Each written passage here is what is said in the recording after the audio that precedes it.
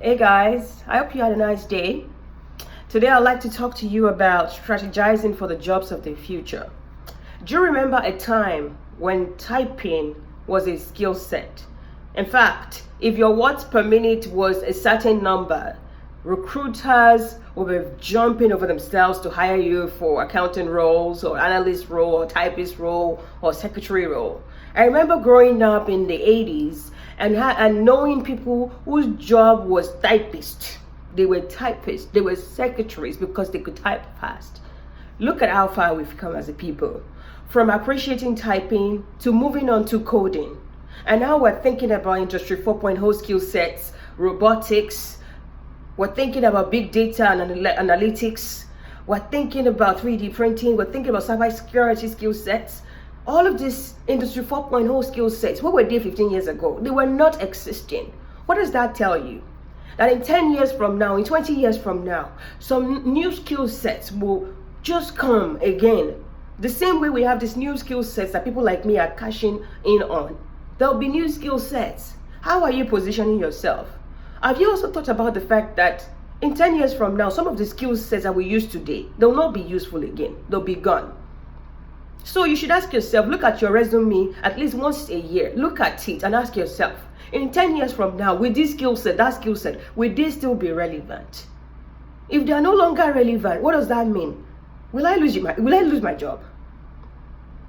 How do I want to make myself relevant? How do I want to make myself indispensable at this job?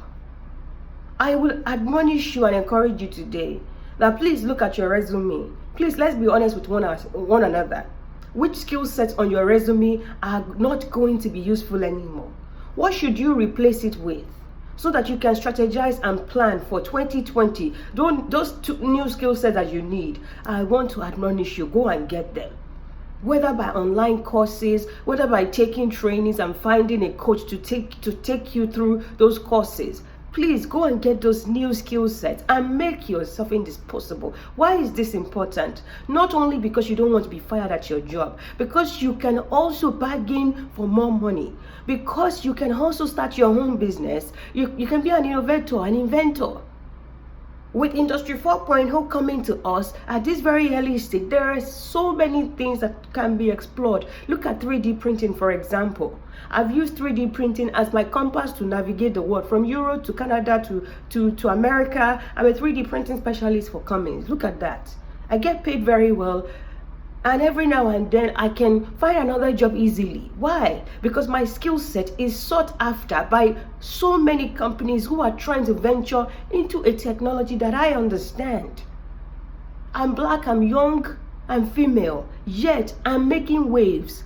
I'm making impact in engineering because I have special skill sets. What is it about you that would make people keep you if they are firing 2,000 people at your workplace and there are 4,000 people?